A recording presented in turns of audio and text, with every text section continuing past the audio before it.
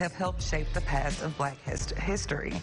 But how has an instrument made such an impact on the African American culture? Let's take a look.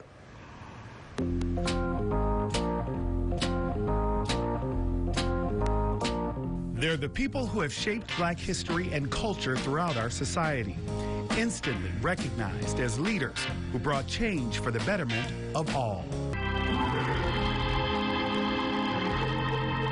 But what about this? I heard this sound, and I turned it up, and I just loved it. It was this magnificent B3 organ. An instrument as sharp as a knife, carving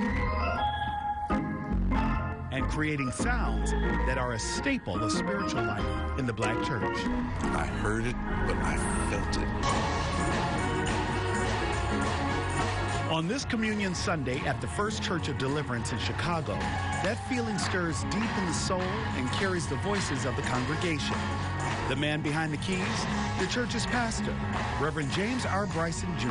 To me, music is not based on what it sounds like. Music is based on who it's being sung to and for, right? Positive messages can be sung in secular music or in what you call religious music. I think it's all the same. The sound is unforgettable, an unmistakable tune that is echoed throughout the secular and non-secular world alike.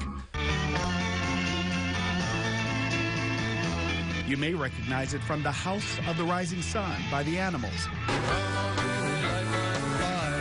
and Light My Fire by The Doors, two songs that topped the rock and roll charts in 1964 and 67 respectively.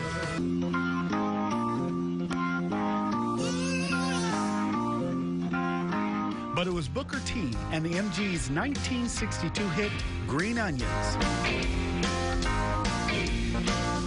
that first introduced us to that unmistakable sound in mainstream music.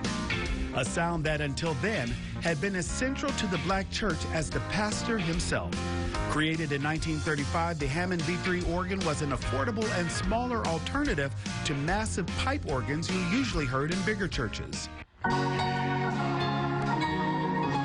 The Hammond offered tones that built a solid foundation of gospel music, a sound that shouted, "We are praying and celebrating in the best and loudest way we can."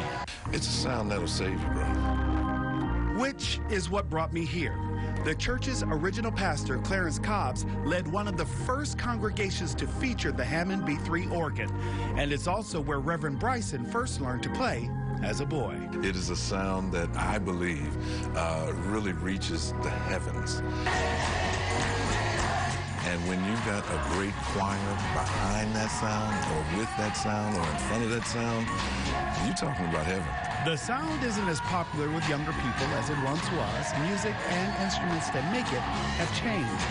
But with the Hammond B3's deep history rooted in the church, and the rich sound and the joy it invokes from the push of each key and the stomp of every pedal, is something Reverend Bryson and the Black church will never get enough of.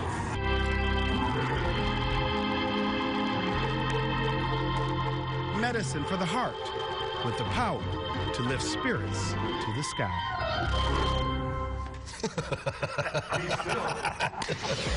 When we come back, we'll take a look at how one well-known African-American former NFL player is headed to the big screen.